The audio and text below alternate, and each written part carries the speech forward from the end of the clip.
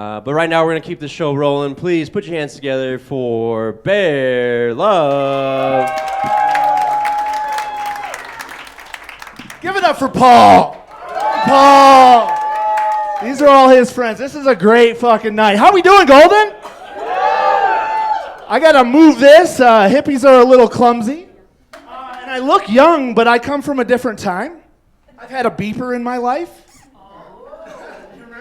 Yeah, and it wasn't even for selling weed yet. So my mom could tell me to come home. So that's when I knew the smartphones were just smart trackers. So, you guys legalized pot here, so I feel a little safe out here. Yeah, but kind of put me out of a job. Nobody tells you what happened to the weed man. The one that made it out, he delivers pizza now. But like I said, I come from a different time. I saw Blockbuster get put out of business by Netflix. You know, I saw one of my favorite Toys R Us get put out of business by Amazon and Walmart. Shoot, I saw heroin get put out of business by fentanyl. Straight cut it. In my generation, we could go home with a mystery bag of powders underneath the barroom floor and have a good night. Today, to take that home, you got to know chemistry. The 70s might have been free love, but my generation was mystery bag of powders is good.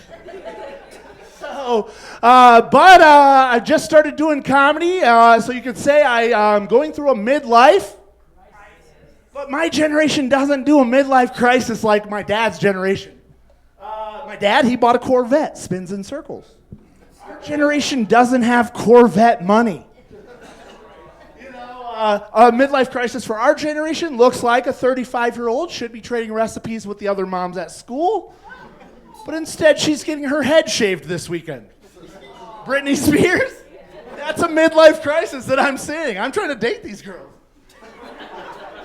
All right, but I'm not picking on the single girls. The guys, we don't know what the fuck we're doing. So should have joined the military with his father 25 years ago, but instead he's been working in a factory. His knees are gone. But you'll find him this week at Bass Pro Shop, looking for night vision goggles to hunt a elk. If you need night vision goggles to hunt a elk, you're not the warrior we need, Tanner. But now that you guys legalized pot, I'm not so worried about Big Brother looking in on my life. You know, our phone advertises to us after we talk. But I feel like if the government's going to be watching us, they should give us some stats. Right? Am I actually the worst driver? Is just all my ex-girlfriends say that? You know, I feel like I'm in the top 1% of laying in bed while I text I'm on the way. I feel like my numbers are like up there. Any parents in the crowd? Let's give it up for parents. Yay! Well, a lot of hippies, we don't have kids, so you guys keep track of the height of your children and see how good you guys are doing. We keep track of the length of our hair as the last time we saw a judge. I'm doing pretty good. But my friend, his parents are hippies. He got lucky. But growing old is confusing enough. How do you go through that rebellious phase when your parents are hippies? Get a job, go to school, get a degree. It's kind of hard to run away from your dad's teepee. And he chases you down on horseback and says, it's cool, bro, we can talk about it. But hippies have done some good things for society. They invented the word grounded. Take away the TV, take away the phone, get grounded. Before that, we just beat our kids. Spooning in my friend's family means laying with your lover. Spooning in my family means getting hit with a wooden spoon for trying to taste the gravy. I took my friends, his parents are hippies, to Burning Man, and they were calling me Bear, and they were like, what's our Burning Man name? What's our Burning Man name? Their names are Solmar and Blu-ray on their birth certificate. They were like, we kind of already came with Burning Man names, didn't we?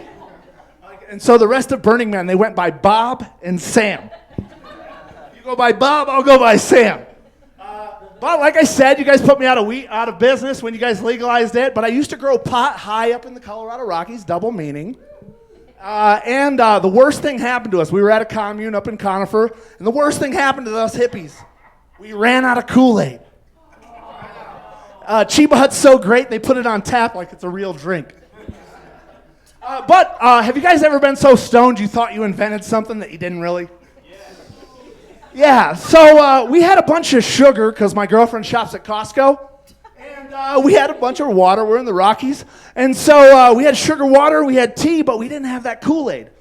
But a genius idea came to my head. Who wants all these artificial flavors?